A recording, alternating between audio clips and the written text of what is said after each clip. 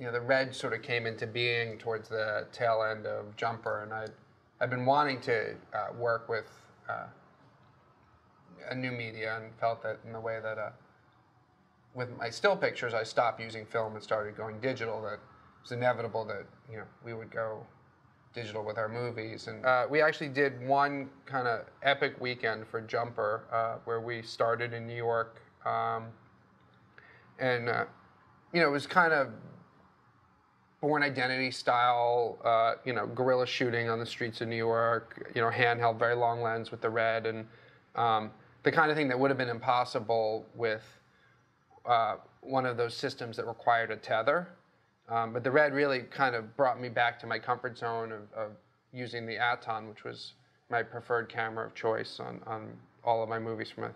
that I shot on 35 millimeter, because it was so small and compact, and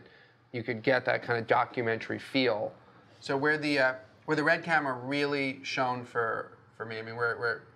what really blew me away was we were doing this shoot out in Massachusetts with Hayden Christensen out in the middle of the ocean, with the camera in an underwater housing under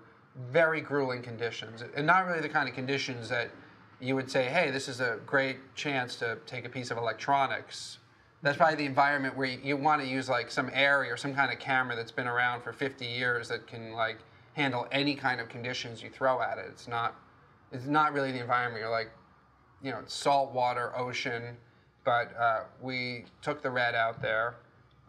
put it in an underwater housing. And the thing about underwater housings is that they're so time-consuming to reload a film camera that if you can at all afford it, you end up having two complete systems, and you're reloading one while you're shooting the other. And it's so time-consuming, you almost have no choice but to have two systems, because it could take like an hour, 40 minutes to reload an underwater housing. And in the case of the red camera, when we used up the little memory card, which is like the size of a card that goes in a digital camera, basically, it's not, and someone just reached in and popped it out and popped another one in, and it was good for another 5 minutes of shooting, and that reload took maybe 10 seconds, and that was the moment where I said, like, how is film ever going to compete with this?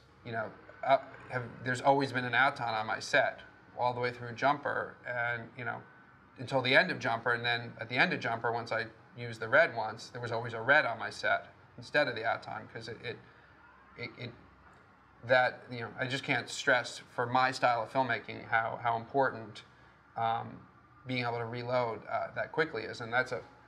5-minute card, and you just know the way technology works, it'll be a 10-minute card, then it'll be a 20-minute card. And also, we were able to shoot the red the way we shot film, where you just take an exposure meter reading, and you're not, the thing that I had not liked about some of the other technologies I looked at was the notion of lugging a technician along with you. And this really was the first thing that was like a compact 35 millimeter camera, but better. The other thing, when we came to color timing Jumper, the footage that we shot on the red blended in perfectly to 35 millimeter. I mean, there's not really a downside to it.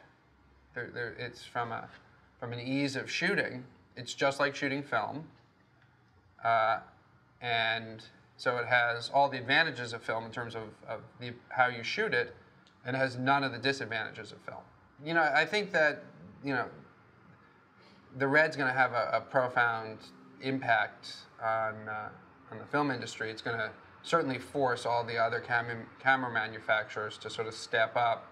and produce systems that are as easy to use and as filmic, in terms of how you use it, as the red camera is, because that really is probably, of all the things, my favorite thing about the red is that you shoot it like film. It has enough of a latitude that you don't need a technician there to be figuring out, like, you expose for the shadows or the highlights. You just expose the way you would expose film. You'll see the envelope get pushed, and you'll see things on the screen you didn't think were possible.